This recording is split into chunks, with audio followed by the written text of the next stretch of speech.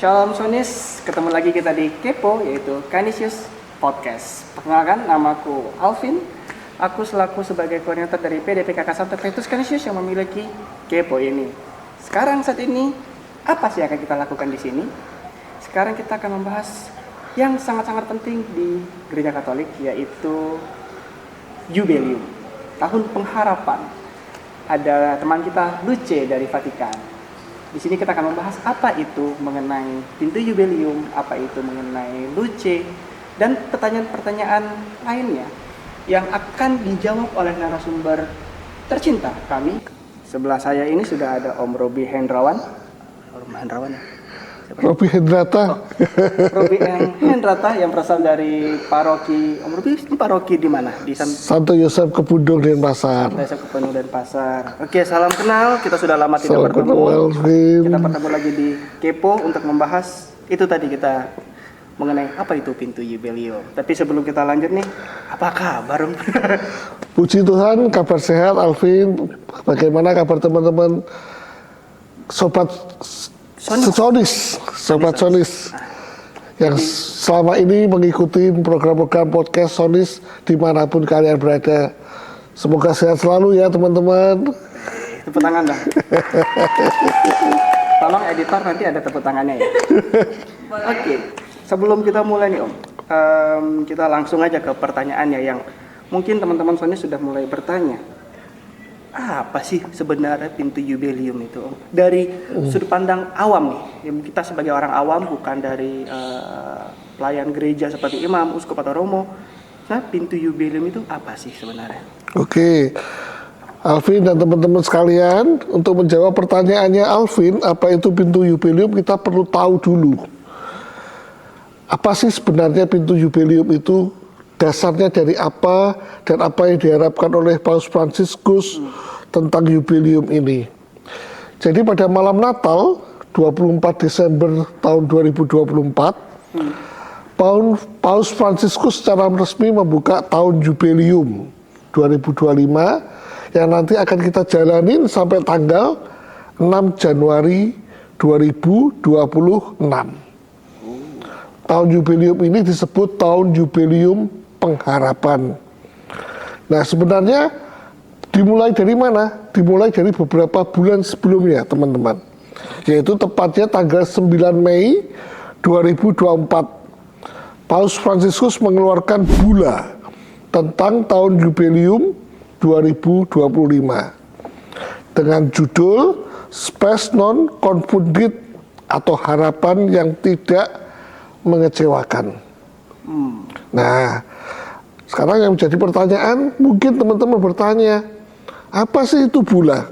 Iya, bula itu apa? Tadi dengarnya bula, saya pikir bola. Apa itu bula? Bula ini apa? Bula, Alvin, itu arti aslinya bula dalam bahasa Latin itu timah hitam. Timah hitam ini dipergunakan untuk menyatakan keaslian dokumen atau pernyataan atau keputusan yang dikeluarkan oleh Paus. Maka bula adalah salah satu bentuk dokumen atau pernyataan resmi yang ditandatangani oleh Paus sendiri, Vin. Atau keputusan dari Paus. Misalkan ada berbagai macam bula. Salah satu contohnya adalah ketika Paus mengangkat seorang imam, Vin, untuk menjadi seorang uskup di salah satu keuskupan dimanapun berada. Itu Paus akan menulis bula itu. Walaupun itu uskupnya diantah berantah, termasuk Bapak Uskup kita. Itu harus tulis tangan. Itu ditulis tangan, ditandatanganin, dan itu disebut bula. Dan pada waktu pentahbisan, bula itu dibacakan di hadapan umat beriman. Dan bula ini digunakan pada saat juga untuk pintu Jubileum ini. Betul. Jadi Paus menulisnya di 9 Mei 2024 itu mengeluarkan bula tentang tahun Jubileum 2025 ini. Tahun Jubileum Pengharapan, teman-teman. Pengharapan. Padahal, nah tapi ini mau lanjutin soal mengenai bula dan juga tadi mengenai apa tadi Spes non confundit, harapan tidak mengecewakan. Harapan tidak mengecewakan. Quotes hari ini teman-teman, harapan tidak mengecewakan. Tapi secara Katolik, maksudnya gimana nih? Harapan tidak mengecewakan. Kalau kita sebagai anak muda kan harapan tidak mengecewakan sangat mendunia. Ya. Tapi dalam pengharapan ini, tahun jubileum ini, maksudnya apa itu? Jadi begini, Vin. Tahun jubileum sendiri itu berakar dari sebuah tradisi bangsa Israel, teman-teman. Yaitu perayaan syukur pembebasan bangsa Israel dari perbudakan Mesir. Dan perayaan syukur pembebasan ini itu dulunya dilakukan 50 tahun sekali. Itu nanti kita bisa baca di Imamat 25 ayat 10 sampai dengan 11. Dan menjadi tahun yang kudus. Dalam sejarah gereja, tahun jubileum pertama kali itu diadakan pada tahun 1300 oleh Paus Bonifasius ke-8. Sudah 800 tahun yang lalu ya? 1300, Paus Bonifasius ke-8. Itu dijalankan, Vin, 50 tahun sekali. Nah, tradisi suci inilah akhirnya dirubah oleh Paus Sixtus keempat pada tahun 1475. Dari 50 tahun sekali, dijadikan 25 tahun sekali. Dipotong setengah. Dipotong setengah. Tujuannya apa? Tujuannya supaya banyak generasi yang dapat mengalaminya. Kalau 50 tahun sekali, Vin, rata-rata orang hidup manusia itu kan 60-70 tahun, Vin. Iya. Nah, kalau 50 tahun sekali, saya ini 48 tahun, Vin. Berarti mungkin kesempatannya hanya sekali kan? Iya. Tapi kalau 25 tahun, Bisa 2 kali. bisa 2 kali lah. Cincai lah ya. Syukur-syukur nanti saya dapat umur panjang, berarti kan bisa 3 kali. Oh, ini juga ya, amin. Jadi Paus Sixtus keempat itu memandang itu supaya banyak generasi yang dapat mengalami sukacita atau tahun jubileum ini. Maka dibikin 25 tahun sekali. Tadi nih Om Robi kan sempat ngebahas bahwa dari 50 tahun menjadi 25 tahun. Supaya semakin banyak orang bisa mendapatkan kesempatan pintu jubileum, kan begitu Om? Ya. Emang apa sih yang diharapkan pada saat pintu jubileum ini? Itu apa sih rahmat? Apa sih kenapa harus orang itu semakin banyak mendapatkan setiap tahunnya? Apa yang diharapkan sebenarnya? Jadi begini, Vin. Sebelum kita membahas masalah pintunya, kita membahas dulu masalah tahun jubileumnya. Oh, oke. Ya. Ke tahun jubileumnya. Tahun jubileumnya dulu. Jadi kalau 25 tahun, Vin, maka kita tarik 2025 ini, kita potong 2000, 25 tahun berarti tahun 2000. 2000, sebelum Nah. 1975. Tahun 2000 itu Paus Yohanes Paulus II itu mengadakan tahun jubileum agung. Kenapa dikatakan jubileum agung? Karena pada tahun 2000 gereja mengenangkan tahun kelahiran Tuhan Yesus 2000 tahun yang lalu. Genap 2000 gitu. Genap 2000, jadi jubileum agung. Nah, tahun jubileum sendiri, Vin, memang 25 tahun. Itu yang secara dikatakan secara biasa. Apa ada yang luar biasa, Om? Ada, Vin. Oh ada, jadi ada yang lain lagi? Ada. Jadi tahun 2015 sampai 2016 itu ada tahun jubileum luar biasa yang dikeluarkan oleh Paus Fransiskus. Mungkin kalau Alvin masih ingat, tahun 2015, 2016 disebut tahun jubileum luar biasa kerahiman ilahi. Ya, kerahiman ilahi. Jadi di luar siklus 25 tahun, pada tahun 2015, 10 tahun yang lalu, almarhum Paus Fransiskus mengadakan yang namanya tahun jubileum luar biasa, yaitu jubileum kerahiman ilahi. Jadi ada 2 ya teman-teman, ada secara khusus luar biasa, ada yang biasa siklusnya Setiap 25 tahun. Nah, tahun jubileum itu seringkali ditandai dengan yang namanya pintu itu. Oh. Jadi kemasannya itu harus tahun jubileumnya dulu, Vin. Oke. Baru di dalamnya ada yang nanti disebut pintu kerahiman atau pintu suci. Jadi jangan fokus di pintunya dulu, kita fokus dulu jubileum itu apa, baru mengenai pintunya. Nah, Ya, betul. Nah, Sekarang kita mau membahas tentang pintu itu. Nah, pembukaan tahun Jubileum 2025 ini, Vin, itu ditandai oleh Paus Fransiskus dengan membuka pintu suci Basilika Santo Petrus di Vatikan. Pintu suci ini populer disebut dengan nama Porta Sancta. Nah, mengapa ada pembukaan pintu suci yang mengungkapkan Tuhan Yesus itu adalah pintu, Vin. Jadi pintu ini sebagai lambang bahwa Tuhan Yesus sendiri itu adalah pintu. Di mana dalam Yohanes 10 ayat 9 dikatakan oleh Yesus, "Akulah pintu, siapa yang masuk melalui aku, ia akan diselamatkan." Nah, ini menarik sekali. Maka ditandailah setiap tahun jubileum ada yang namanya Porta Sancta, pintu suci. Nah, pintu suci itu sebenarnya ada 4, teman-teman. Cuma ada 4? Hanya ada 4. Yaitu di Basilika Santo Petrus di Vatikan. Yang kedua, Katedral Santo Yohanes Lateran. Itu di mana? Itu juga di Vatikan sana. Basilika Santa Maria Maggiore yang lagi terkenal karena apa? Paus Fransiskus dimakamkan di sana.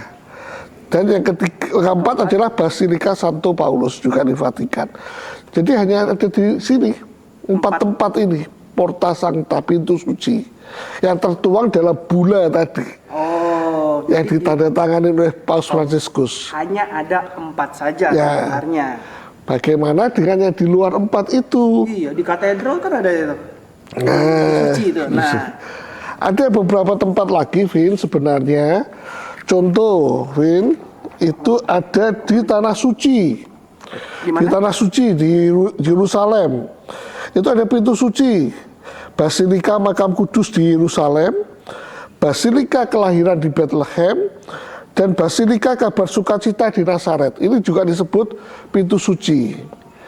Jadi total ada berapa nih? Jadi total ada 7. Total 7. Nah, cuman yang di Vatikan, di Roma itu ada 4 itu tadi ya, dalam bula. Tapi di Basilika Timur, di Tanah Suci juga diadakan 3. Nah, bagaimana dengan yang ada di Indonesia? Misalkan di Katedral Denpasar, atau di Gua Maria mana?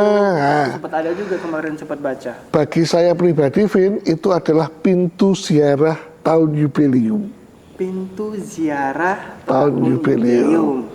Jadi kalau saya pribadi mengatakannya bukan pintu suci, karena pintu suci hanya ada di sana. Ya mungkin karena kita tidak memiliki kesempatan untuk mengunjungkan di sana, oleh gereja kita dikasih sarana yang dekat dengan kita untuk kita berziarah di tahun jubileum ini. Tetapi gereja juga melandasinya, kita tetap bisa memperoleh indulgensi dan lain sebagainya. Nanti kita akan bahas di belakang. Menarik tuh indulgensi itu. Oke, tapi balik lagi mengenai pintu sebelum kita membahas mengenai rahmat dan juga di dalam yang lain. Berarti dari total ada 4 yang ada di Vatikan. Yang 3 tadi kalau nggak salah saya dengar dari namanya ada di Yerusalem, Bethlehem, dan juga Nazaret. Basilika Makam Kudus di Yerusalem, Basilika Kelahiran di Bethlehem, Basilika Kabar Sukacita di Nazaret. Oke, total ada 7 nih. 7.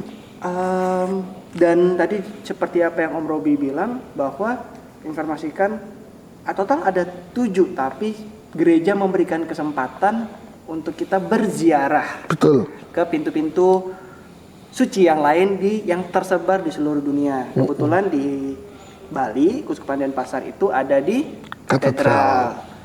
Ya. Tapi pintu ini kan sebelum dibukanya masa jubileum selalu terbuka nih. Sekarang tertutup. Hanya dibuka pada saat kita mungkin lihat ziarah, orang berdoa. Ya. Itu apakah memang diberkati oleh Romo, uskup atau bagaimana? Jadi pintu suci yang ditentukan atau pintu ziarah yang ditentukan di luar 7 tadi. 7 itu memang ditentukan oleh ordinaris wilayah. Ordinaris wilayah itu siapa? Bapak Uskup. Nah, pembukaan pintu suci itu merupakan sebenarnya sebagai Vin ya, tanda agar mata kita ini bisa melihat, Vin. Sebagai tanda keselamatan hanya melalui Tuhan Yesus. Tetapi manusia ini kan kadang-kadang perlu apa ya, Vin ya? Perlu pembuktian, ada sesuatu yang bisa dilihat, dirasakan, diraba. Maka tandanya melalui pintu suci itu tadi. Di mana Yesus sendiri kan mengatakan, akulah pintu. Siapa melalui aku, ia diselamatkan. Maka ketika kita masuk pintu suci ini, seharusnya pintu suci ini menjadi tanda pertobatan, Vin. Bagi Tanda kita. pertobatan. Bagi kita. Karena Yesus sendiri menyuruhkan pertobatan. Betul. Lewat pintu pertobatan, makanya ada yang seperti ini tuh ada ngaku dosa sebelum sebelum berziarah kan ya. Betul. Makanya kenapa sebagai tanda pertobatan bahwa kita harus menyadari kita dari manusia yang berdosa mau masuk ke dalam kemuliaan ilahi. Nah, agar dapat memasuki kemuliaan ilahi itu, teman-teman, manusia harus bertobat, harus percaya pada Tuhan Yesus. Maka dalam bula yang ditulis oleh Paus Fransiskus dikatakan begini, Vin. Gimana tuh? Bagi semua orang, semoga jubileum ini menjadi momen perjumpaan pribadi yang sejati dengan Tuhan Yesus. Pintu, lihat Yohanes 10, 7 dan 9, pintu keselamatan kita yang selalu diwartakan oleh gereja di mana saja kepada semua orang sebagai pengharapan kita. 1 Timotius bab 1 ayat 1. Itu ditulis, teman-teman, di dalam bula oleh Paus Fransiskus. Nanti ada lihat Timotius di sini ya, teman-teman. Ini ada hubungannya dengan indulgensi tadi itu nggak, Iya. Robi? Nah, indulgensi itu apa? Mungkin teman-teman Sonis di sini ada yang kurang paham, dikira induksi semen atau gimana, saya juga tidak tahu. Apa itu indulgensi? Oke, teman-teman, kalau berbicara mengenai indulgensi, kita orang Katolik itu selain punya Alkitab, kita harus baca yang namanya Kitab Hukum Kanonik. Ya. Kita harus baca yang namanya Katekismus Gereja Katolik. KGK. Teman-teman pernah baca nggak Kitab Hukum Kanonik dan Katekismus Gereja Katolik? Pernah sepenggal? Wah, puji Tuhan, meskipun sepenggal itu. Sepenggal aja. Ya.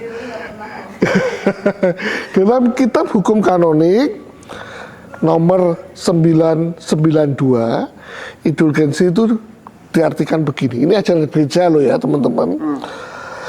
Indulgensi adalah penghapusan di hadapan Allah hukuman-hukuman sementara untuk dosa-dosa yang kesalahannya sudah dilebur, yang diperoleh oleh orang beriman Kristiani yang berdisposisi baik serta memenuhi persyaratan tertentu yang digariskan dan dirumuskan, diperoleh dengan pertolongan gereja yang sebagai pelayan keselamatan secara otoritatif membebaskan dan menerapkan pemulihan Kristus dan para kudus. Panjang ya, saya pikir tadi pendek.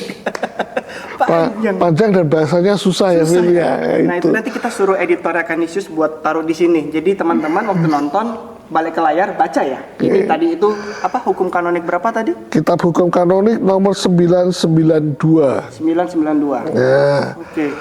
Jadi dari situ sebenarnya, Vin, indulgensi ini selaras dengan tema besar tadi itu. Tema besarnya tadi apa? Pengharapan yang tidak mengecewakan. Maka tema besar ini harus kita pegang dulu, Vin. Bahwa sebagai orang Kristiani kita harus memiliki sebuah pengharapan yang tidak akan mengecewakan. Di mana? Di dalam Tuhan Yesus. Semua orang tahu artinya berharap. Bisa berharap kepada sesama manusia. Saya berharap pada Alvin, bisa. Atau juga kita berharap kepada Tuhan Yesus. Itu yang tidak mengecewakan. Nah, dalam hati setiap orang, harapan itu bersemayam, Vin. Harapan itu bersemayam sebagai apa? Keinginan untuk terjadi akan hal-hal yang baik terjadi dalam hidupku di waktu yang akan datang. Itulah yang namanya pengharapan, teman-teman. Yang tidak mengecewakan. Betul, hal-hal yang baik. Meskipun 1 menit ke depan aja kita nggak tahu loh ya apa yang terjadi. Tapi kita punya pengharapan akan hal-hal yang baik. Nah, meskipun ada ketidakpastian itu tadi, Vin, mengenai masa depan, kadang menimbulkan perasaan galau. Anak muda itu kan seringkali begitu ya, khawatir, takut. Akhirnya apa? Mengurangi rasa percaya diri. Sebagai sahabat-sahabat muda ini seringkali, aduh takut aku. Ini membuat aku minder, membuat aku kurang percaya diri.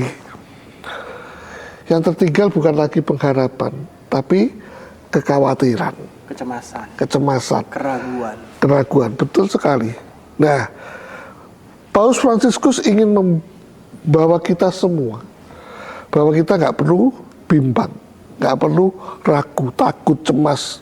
Apalagi sampai menjumpai orang-orang, sekarang orang-orang muda itu gampang apa sih? Putus asa, ya, pesimis, sinis terhadap masa depan. Diputus pacar seperti dunianya kiamat. Tiba-tiba bunuh, kayak gak ada laki-laki lain. Alvin ini gantengnya kayak gini aja, tapi dia calon imam, teman-teman. Jadi jangan diganggu. Bentar, kita tidak. Amin. Ini di luar briefing. Kaget mas. Ini nubuat jadi Roh Kudus gitu. Jadi teman-teman, ayo tahun jubileum ini kita pakai sebagai kesempatan untuk memperbarui harapan kita. Terutama kita kaum muda, kita tanggapin ajakan Paus Fransiskus ini. Hendaknya kita memperbarui harapan di tahun suci ini, yaitu sebagai kesempatan yang baik untuk merenungkan kembali harapan-harapan kita sebagai murid-murid Tuhan. Nah, kebetulan malam ini kita ini ngobrolnya di kongregasi CDD. Iya. Kongregasi CDD ini adalah kongregasi murid-murid Tuhan. Ini kapel dari Rumah Khalwat Biara yang dikelola oleh para imam tarekat dari kongregasi murid-murid Tuhan. Seperti yang kita bahas malam ini. Jadi sebagai murid-murid Tuhan, kita harus mengerti artinya harapan itu apa, Vin. Harapan hidup kita. Kita jangan sampai kehilangan harapan. Ayo kita maju, kita nyatakan iman, harapan, kasih kita kepada sesama. Banyak anak muda di luaran sekarang mudah sekali cemas, putus asa, pesimis, dan lain sebagainya. Padahal orang-orang PD itu mesti percaya diri ya? Harus, namanya aja PD. Betul, percaya diri. Percaya diri. Jadi PD itu bukan hanya persekutuan doa ya teman-teman ya, percaya diri. Begitu Sony. Nah, lanjut. sebagai murid-murid Tuhan, kita harus tahu kita memiliki Tuhan Yesus. Kita memiliki pengharapan Kristiani.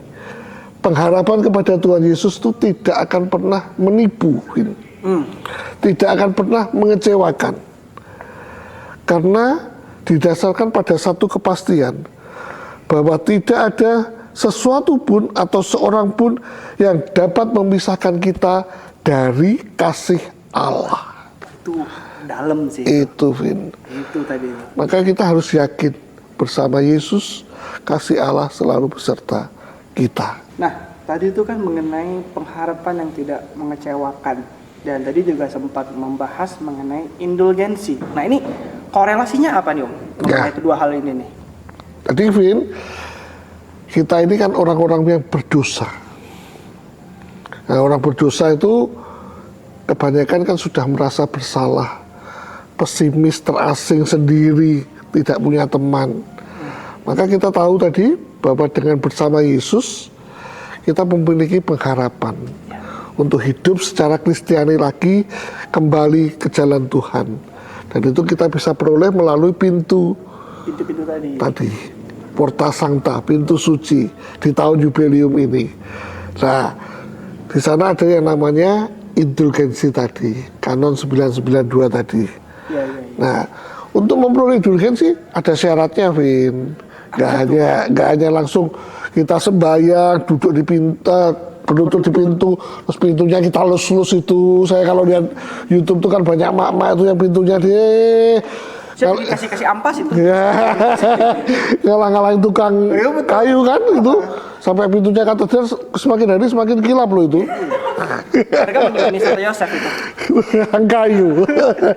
Nah, untuk memperoleh syarat pengindulgensi itu, Vin, yang pertama, syarat untuk memperoleh indulgensi satu dalam keadaan berrahmat. Artinya tidak terhalang oleh dosa, maka dengan tulus penuh penyesalan menerima sakramen pengakuan dosa. Sakramen tobat. Makanya ketika ziarah ke pintu-pintu jubileum itu diadakan juga penerimaan sakramen tobat. Merayakan Ekaristi dengan menerima komuni kudus. Ini yang seringkali kita lupa. Setelah berziarah, terima sakramen tobat, selesai. Enggak ada syarat kedua, Vin. Yaitu menerima Ekaristi dalam komuni kudus. Merayakan Ekaristi dengan menerima komuni kudus.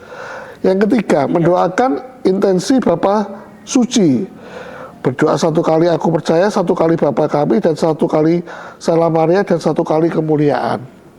Nah, paket lengkap itu ya. 1 kali aku percaya, betul. 1 kali Bapa kami, 1 kali Salam Maria, dan 1 kali kemuliaan. Yang keempat, melaksanakan perbuatan yang telah ditentukan dengan sungguh-sungguh.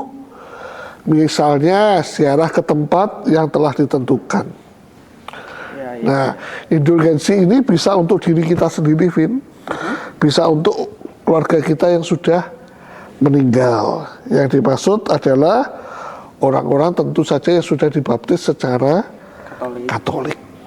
Jadi begitu, Vin. Nah, kalau ada pertanyaan, mendoakan intensi Bapa Suci itu apa? Iya, baru mau nanya. Nah, Om Robi. Itu bisa nanti kalau teman-teman di kalender liturgi gereja beli buku kalender liturgi, ada sih sebenarnya di altar itu pasti ada intensi Bapa Suci setiap bulannya. Itu bisa didoakan di situ. Atau mau diambil nanti? Nggak apa-apa, nanti di ending aja kita akan bikin teman-teman ini. Yeah. Tenang, editor kita jago, ya nggak? Iya, boleh. Nah, tadi mengenai indulgensi, tapi ada nih yang bilang untuk mendapatkan rahmat indulgensi penuh. Nah, itu maksudnya gimana tuh? Itu apa tuh maksudnya tuh, Om? Penghapusan dosa itu, setiap kita itu memiliki dosa dan aspek yang tak terpisahkan dari perbuatan dan konsekuensi tindakan kita sehari-hari. Ada hukuman, ada perbuatan dari dosa itu sendiri. Nah, ungkapan sederhananya begini. Seorang anak ketika masuk dalam rumah dengan kaki yang berlumpur, Vin. Ibunya sedang mengepel. Ya. Nah, kemudian anak itu meminta maaf. Mam, minta maaf ya, kakiku kotor. Ibu sudah mengotorin lantai yang ibu sudah bersihkan. Nah, ibunya pasti akan memaafkan. Oh, memaafkan justru. Iya dong. Iya benar juga. Ya, ibunya memaafkan. Tetapi sang anak harus menjalankan hukuman, Fit. Oh, oke. Nah, indulgensi penuh itu begitu. Kita bisa dosa-dosa kita dihapus, tetapi hukumannya tetap harus ada. Oke. Nah, hukumannya sebagai apa? Silih dosa kita itu, Fit.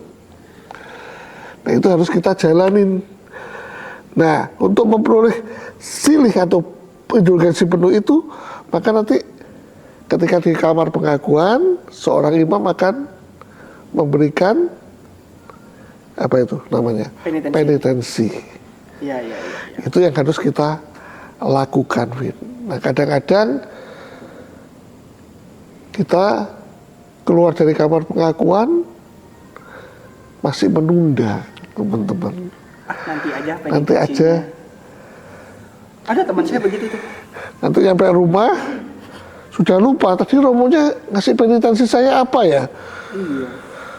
paling kan Bapak kami, Salam Maria, aku percaya itu tadi. Iya, 4 yang tadi. Ya. Nah, padahal disuruh 10 kali Bapak kami. Sama 10 kali Rosario. Nah, iya. Tambah 50 kali jalan salib. Ya, itu. Akhirnya kan nggak terpenuhi. Jadi makanya harus itu dilakukan. Jadi untuk memperoleh indulgensi penuh, maka syarat-syarat yang diberikan oleh gereja tadi harus dilakukan, Fit. Tidak hanya cukup masuk ke pintu suci, ngelus-ngelus itu tadi. Harus apa tadi? Ikut sakramen pengatur tobat, merayakan Ekaristi dengan menerima komuni kudus, mendoakan intensi dari Bapak Paus, yaitu berdoa 1 kali aku percaya, Bapa kami, Salam Maria kemuliaan, dan melaksanakan perbuatan-perbuatan yang telah ditentukan dengan sungguh-sungguh, misalkan berziarah dan lain sebagainya itu, Vin. Ini oke, menarik. Ya. Ada 2 poin yang terpisah dari pembahasan tadi. Ada jumlah nggak sih sebenarnya kita, kan ada banyak nih ya, apalagi di Indonesia dengan kita negara kepulauan, mungkin ada banyak pintu-pintu suci ini kita. Ada nggak sih kita dikategorikan misalkan, oh seminimumnya misalkan wajib 5 kali atau mesti 10 kali, atau itu ada nggak sih angka berapa kali kita berziarah? Setahu saya membaca beberapa buku dokumen yang dikeluarkan, tidak ada. Nggak ada. Tidak ada. Jadi hanya dituliskan, salah satu yang dokumen yang saya bawa ini adalah hanya dituliskan itu, di tahun jubileum ini gereja menentukan cara istimewa untuk memperoleh indulgensi. Yang pertama ziarah ke tempat suci, yang tadi di Roma ada 4, di Tanah Suci ada 3 tadi. Yang kedua, kunjungan devosional ke tempat suci. Yang dimaksud kunjungan devosional adalah mengunjungi secara pribadi atau bersama-sama keluarga tempat-tempat yang telah ditentukan. Indulgensi dapat diperoleh dengan mengunjungi tempat suci jubileum, misalkan melakukan adorasi Ekaristi, meditasi rohani, dan lain sebagainya. Misal kalau kita ada kesempatan ke Roma, lakukan. Kalau ada kesempatan ke Roma atau taizia di rumah. Nah, kalau nggak ada ya pintu ke gereja katedral itu, kunjungan devosional. Atau yang ketiga, melakukan karya belas kasih dan pertobatan. Ini juga bisa untuk memperoleh indulgensi dengan cara mengikuti latihan rohani, pendalaman iman, kursus ajaran gereja. Meditasi taizia ada nggak? Bisa melakukan latihan rohani itu. Nanti bagi yang mau taizia, ada salah satu teman kami di Kanisius yang suka taizia. Bisa lakukan itu sebagai latihan rohani. Melakukan karya amal, Fit, memberi makan yang lapar, mengunjungi orang sakit, narapidana, membantu yang mereka yang membutuhkan. Ini benar-benar saya tekankan teman-teman muda. Teman-teman muda sekarang ini banyak yang salah kaprah, teman-teman. Kita itu begitu care, begitu sayang dengan hewan peliharaan kita. Dan kita lupa kepada sesama kita. Kita lebih gampang ngeluarin 100.000, 200.000 untuk memberi dog food, cat food. Dibanding kita ngeluarin 100.000, 200.000, maaf, untuk pemulung, untuk pengemis. Orang yang membutuhkan. Betul. Membutuhkan.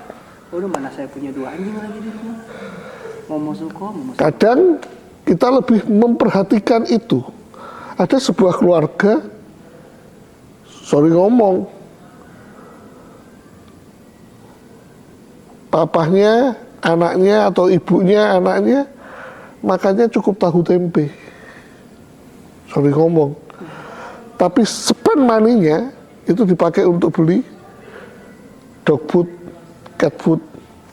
Ini hati-hati, teman-teman. Anak-anak muda menikah sekarang lebih mulai ada yang namanya gerakan free child. Ya. Mereka lebih senang memelihara Anabul. itu, teman-teman. Hati-hati ini. Melakukan karya amal. Anak-anak muda harus berani mengorbankan hiburan dan konsumsi yang berlebihan. Puasa harus berani. Menggunakan gadget harus dewasa, mengurangi. Harus berani donasi untuk amal, mendedikasikan diri untuk pelayanan sukarela dan kegiatan amal. Ini juga perlu digarisbawahi.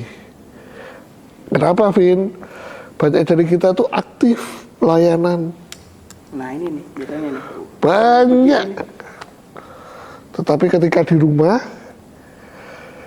mamanya bilang, tolong bantu cuci piring ya setelah kamu makan. Kan ada si mbak, mah. Tuh. Apa gunanya kita gaji si mbak? Wah. Bantu mamanya nyapu, cuci pakaian, kan ada laundry, mah. Banyak anak muda sekarang yang, sorry loh, pakaian aja gak mau nyuci sendiri loh. Ini ayo, mari kita kembali. Mumpung di tahun jubileum ini, kita kembali, Vin. Sebagai anak muda itu, benar-benar ayo kita menjaga. Bahwa pelayanan Anda bisa hebat dimanapun kok. Tapi kalau dalam atap rumah Anda sendiri, kalian dalam rumah kalian sendiri, tidak bisa melakukan hal-hal kecil, percuma hal-hal besar yang kalian lakukan di luar itu, Vin. Dalam banget. Karena karya pelayanan paling pertama dan utama itu adalah dari dalam rumah sendiri, Yes. keluarga sendiri, gitu ya Om ya. Betul sekali, Vin. Dalam sekali. Ini kalau ada suara tepuk tangan, tepuk tangan. Jadi itu teman-teman tuh, itu teman-teman coba di take note yang tadi itu. Karya pelayanan pertama itu dimulai dari paling kecil, paling awal, yaitu keluarga. Nah, Om, tadi kan sempat ngebahas nih agak unik nih, perumpamaan mengenai anak yang kakinya penuh dengan lumpur masuk ke dalam rumah. Itu Yes. jadi keinget nih dengan Luce, maskot Dari tahun jubileum. tahun jubileum untuk tahun ini. Ya. Nah, itu ada sejarah atau pengetahuan sedikit nggak sih mengenai siapa sih sebenarnya para 4 kawan-kawan kita ini? Jadi maskot jubileum ini tahun 2025 ini yang utama adalah si Luce, yang artinya dalam bahasa Itali itu cahaya, Vin. Nah, ini Luce, karakter kartun yang dirancang oleh Simone Legno, salah satu pendiri Tokidoki, melambangkan seorang peziarah Katolik. Nah, Luce sendiri didampingi oleh teman-temannya, beberapa karakter yang mewakili beberapa aspek iman dan harapan seperti V, Sin, dan Sky. Itu mewakili dari 4 benua itu bersiarah bersama, benua Asia, Afrika, Eropa, dan Amerika, bersiarah bersama-sama sebagai umat Allah. Itu keren tuh maskot itu kan, gambar dari maskotnya mungkin teman-teman bisa lihat, itu pasti sepatu mereka itu penuh dengan lumpur. Jadi itu artinya berziarah. Berziarah. Dan jangan lupa kalau melihat Luce, teman-teman, perhatikan sorot matanya. Iya, matanya menarik tuh. Sorot matanya itu bersinar. Cahaya. Melambangkan apa? Bahwa kita memiliki harapan. Itu tadi. Kita memiliki harapan. Sebagai seorang peziarah bersama Kristus, kita memiliki harapan. Jangan mudah putus asa. Apa tadi? Pengharapan tanpa kekecewaan. Tanpa kekecewaan. Ya. Itu Itu. menarik tuh sebenarnya maskot itu. Apalagi Ya? Nah, kalau bicara dengan ziarah, Vin, sebenarnya apa sih ziarah itu? Pernah berpikir nggak? Selama ini orang Katolik itu kan jagonya berziarah. Ya, Orang benar. Katolik senengannya kan berziarah ke gua-gua Maria. Ziarah rekreasi. Ziarah rekreasi ini anak-anak muda. Iya. Nah, kembali lagi, kita punya katekismus Gereja Katolik, Vin. KGK nomor 2691. Boleh dibacain nggak tuh, Om? Ziarah, ini ajaran gereja ya teman-teman. Ziarah mengingatkan bahwa kita di dunia ini sedang berada dalam perjalanan menuju surga. Sejak dahulu, kata ziarah itu sangat tepat untuk pembaharuan doa.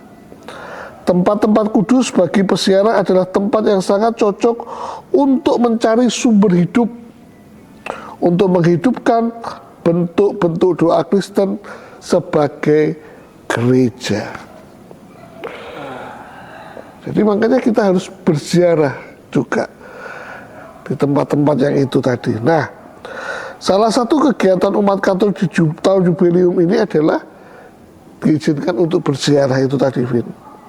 Maka dalam bula yang ditulis tadi, itu di artikel 5, Paus menulis begini, Vin.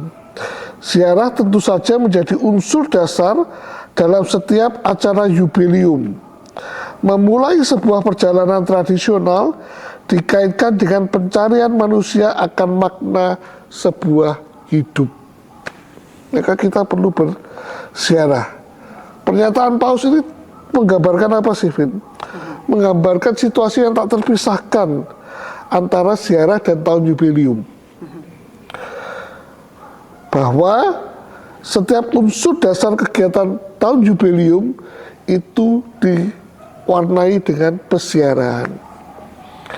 Perziarahan ke pintu suci. Perziarahan ke Gua Maria. Betul. Gitu. Nah, untuk mendapatkan pengharapan akan rahmat belas kasih pengampunan itu, kemudian Paus melanjutkan bahwa ada perjalanan tradisional, yaitu namanya perjalanan perziarahan kita. Pencarian manusia akan makna hidup, itu perziarahan tradisional, perjalanan ziarah itu tadi. Makna hidup kita itu apa sih? Kita hidup di dunia ini kan berziarah untuk menuju kepada surga. Iya. Perziarahan agung untuk menuju ke surga.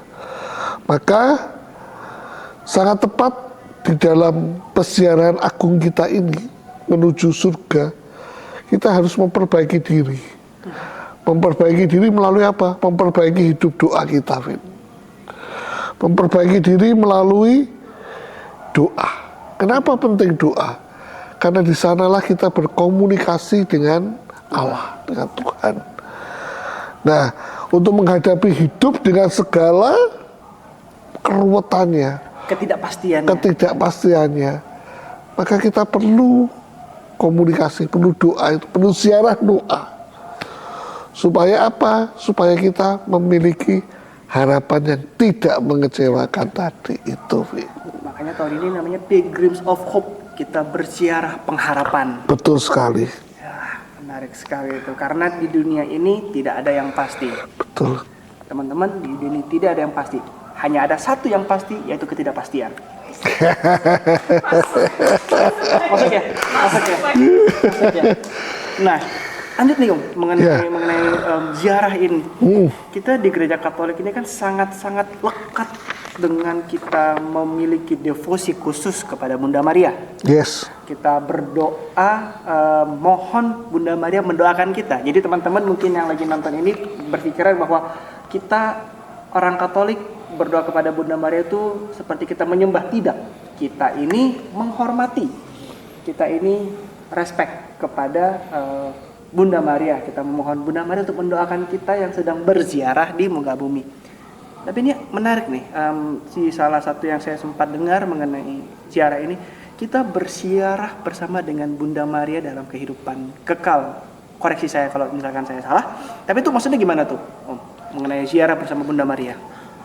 Berziarah bersama Bunda Maria itu berarti kembali, ziarah tadi adalah melakukan doa, hidup doa.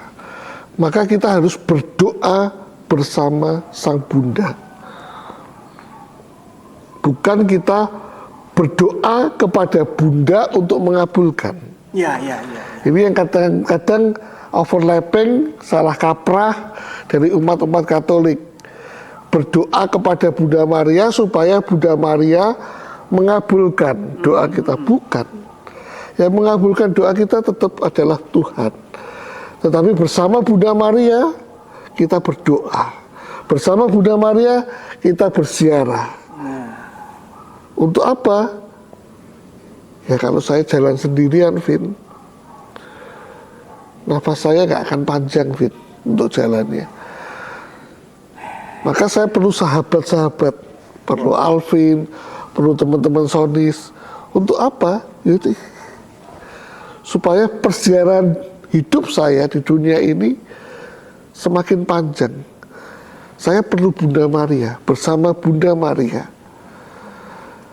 sebagai seorang figur yang sudah mengalami, sudah melakukan berziarah bersama Yesus ketika Yesus menjadi manusia. Nah, itu yang perlu kita lakukan supaya apa? Ziarah kita, ziarah doa kita, ziarah hidup ini kita semakin disempurnakan seperti Sang Bunda. Nah, untuk ini semuanya, kita kan sebagai awam nih Om ya, informasi kita mungkin lebih terbatas dibanding para imam dan juga para uskup dan juga karya-karya yang lain.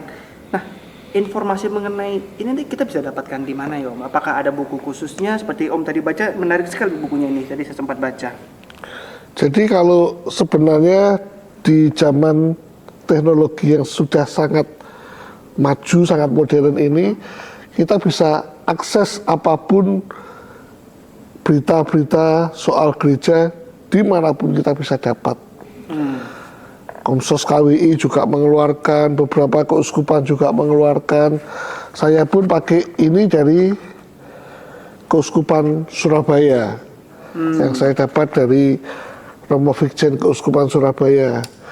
Jadi banyak, Vin. Makanya orang Katolik jangan pernah berhenti belajar. Jangan mudah percaya dengan seseorang, termasuk dengan para imam. Kenapa? Kadang-kadang para imam pun ada yang kepleset. Ada beberapa isu dogma yang kadang-kadang menjadi perdebatan di dunia medsos. Misalkan kalau teman-teman Canisius pernah lihat tentang extra ecclesia nulla salus. Apa itu lagi? Di luar gereja tidak ada keselamatan. Ada imam-imam yang menganggap, oh gereja Katolik sudah nggak ada, itu sejak Konsili Vatikan kedua sudah nggak ada, semua bisa diselamatkan. Ada yang masih menganggap bahwa extra ecclesia nulla salus sampai hari ini masih jalan loh dogma itu. Yang betul yang mana? Cari tahu, belajar, ayo teman-teman, belajar. Maka pesan saya, Vin, di PD-PD tidak hanya cukup dalam sebuah persekutuan doa diadakan renungan-renungan atau khotbah-khotbah saja. Perlu diadakan juga dengan katekese, pengajaran. Paus Fransiskus itu pernah meminta kepada para imam untuk lebih banyak lagi melakukan katekese. Tapi ajakan dari Paus Fransiskus ini juga tidak banyak imam yang menanggapi. Nggak banyak yang mengikuti. Ya, maka banyak awam-awam sekarang yang ayo belajar lagi, kita berkatekese bersama. Dokumen-dokumen gereja kita harus belajar. Banyak kekayaan-kekayaan gereja, dogma-dogma gereja yang harus kita ketahui. Kalau bukan kita, siapa lagi? Kalau bukan kita, bagaimana dengan generasi di bawah Mufid? Iya, itu ada pepatah itu yang mengatakan bahwa tahun terbaik untuk menanam pohon adalah 20 tahun yang lalu. Tahun terbaik untuk menanam pohon adalah sekarang. Sepakat. Jadi harus, seperti kita ini sebenarnya masih dalam fase pembelajaran ya, Obrobi bersama saya, mungkin teman-teman juga kita belajar.